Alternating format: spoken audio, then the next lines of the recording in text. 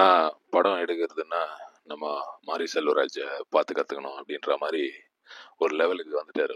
அவர் அந்த மாதிரி லெவலில் இருக்கிற ஒரு டைரக்டர் தாங்க என்னுடைய ஒரு ஒப்பீனியனில். போன வருஷம் வந்து மாமன் எடுத்தார். மாமனை பற்றி ரொம்ப பேசினோம். எல்லாரும் எவ்வளோ பேர் ரிவ்யூஸ்லாம் போட்டாங்க, எவ்வளோ பேர் அதை பற்றி பேசினாங்க. இப்படி ஒரு படம் எப்படிடா இதெல்லாம் எப்படி எடுக்கிறீங்க, பன்னிக்குட்டியை நடிக்க வச்சுக்கிறீங்க, அது இதுன்ட்டு நிறைய விஷயங்கள் பேசினாங்க அந்த படத்தை பற்றி. ஆனால் அதுலேயும் வந்து இந்த சமூக நீதி இதுதான் அவர் அந்த சப்ஜெக்டே வந்து ஃபாலோ பண்ணுறாருன்றது தான் அதனுடைய ஒரு ஃபேக்ட்.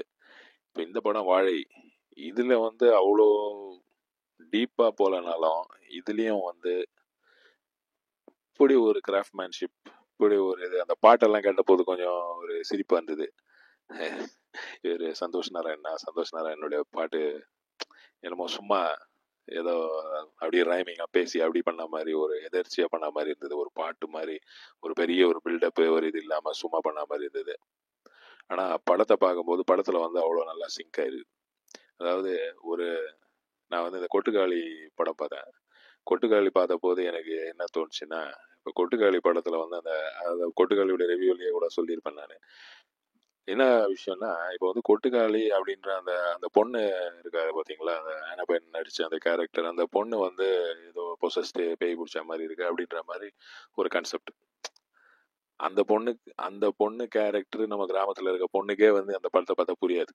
ஏன்னா அவ்வளோ ஆர்ட் ஃபார்ம் எடுத்து வச்சிருக்காங்க. ஆனால் வந்து இந்த படம் இவர் இந்த மாரி செல்வராஜுடைய வாழை பார்த்தீங்கன்னா அப்படி ஒரு படம். அதாவது அந்த வாழைத்தாரை சுமக்கிறதும், அந்த வாழைத்தாருக்காக ஒரு 50 பைசா சம்பளம் ஜாஸ்தியாக கேட்கறது, கூலி ஜாஸ்தியாக கேட்கறது, அதை வந்து கொடுக்க மாட்டேன்னு டபாய்க்கிறதும், அதை இது பண்ணுறதும், அதை ஹேண்டில் பண்ணுற விதம். அதாவது அந்த வாழ்க்கையில் அவருடைய ப்ரொமோஷன்ஸ்லாம் அந்த வீடெல்லாம் காமிச்சிருந்தார், அவருடைய வீடு. அதெல்லாம் ரொம்ப ஒரு, அதாவது படம் பார்த்தீங்கன்னா, படம் இப்போ வந்து படம் பயங்கர ஹிட் ஆயிடுச்சு. எல்லாரும் முக்கால்வாசி பேர் பார்த்துட்டாங்கன்னு வைங்க. நான் வந்து ரொம்ப லேட்டாக ரிவ்யூ போடுறேன்னு நினைக்காதீங்க. படம் வந்த உடனே எதுக்கு ரிவ்யூ போடணும் அப்படின்ற மாதிரி நம்ம போய் பார்க்கவும் இல்லை, அதுக்கு லேட் ஆகி போச்சு. இப்படி வந்து அந்த ஒரு கிராஃப்ட்மேன்ஷிப்ன்றது உண்மையிலேயே வந்து மாரி செல்வராஜ் ஹேட்ஸ் ஆஃப் தான்.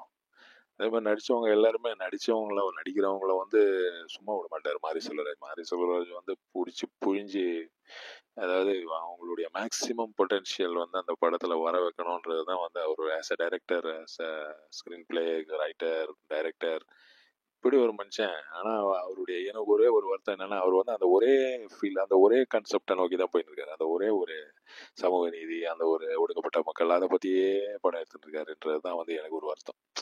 அவர் வந்து வேற மாதிரி கொஞ்சம் படங்கள்லாம் ட்ரை பண்ணோம், வேற மாதிரி கதைங்க, வேற மாதிரி இதெல்லாம் பாரஞ்சித்தும் அதே மாதிரி தான், அதே கான்செப்ட் அப்படியே போய் இப்போ தங்கலான்னு பார்த்தீங்கன்னா புஷ்ன்னு போயிடுச்சு. இவ்வளோ பில்டப் கொடுத்து இவ்வளோ இது பண்ணி படம் இட்டுன்றாங்க. ஆனால் பார்த்த போது எனக்கு என்னமோ பார்த்துட்டு என்னடா பண்ணி வச்சுக்கிறாங்க, கடைசியில் ஒரு தங்க கட்டி எடுத்துருந்தீங்க. நீங்கள் வந்து ஒன்று கேஜிஎஃப் மாதிரி எடுங்க, இல்லைனா வந்து கூழாங்கல் மாதிரி எடுங்க, இல்லைனா மெட்ராஸ் மாதிரி எடுங்க.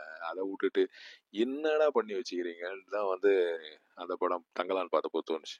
ஆனால் வாழை சான்ஸே இல்லை. விஜய் சேதுபதி படம் பார்த்துட்டு அதை பற்றி ஒரு ப்ரொமோஷன் மாதிரி அவர் பேசியிருந்தாரு. அந்த ப்ரொமோஷன் தான். ஆனால் வந்து அவர் உண்மையிலேயே அவர் சொன்ன விஷயம் தான் வந்து எனக்கு ஃபீல் ஆகிடுது. அந்த படத்துக்குள்ளேருந்து வெளியே வர முடியல அப்படின்னாரு. அந்த அந்த இடம், அதாவது படத்துடைய சினிமா பற்றி நான் புரிஞ்சுக்கினது அதுதான்.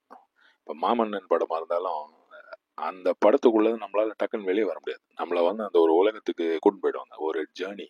இது வந்து ஒரு அப்படியே அந்த முதல்ல வந்து அந்த கேரக்டர்ஸை இன்ட்ரடியூஸ் பண்ணுறது, அது இதை அதை அப்படியே பண்ணி அதுக்கப்புறம் வந்து அதை அப்படியே டெவலப் பண்ணி அந்த என்ன கதைன்றதை நம்மளுக்கு புரிய வச்சு அந்த படம் முடியும் போது நம்மளால வந்து அந்த படத்துக்குள்ளேருந்து வெளியே வர முடியாது.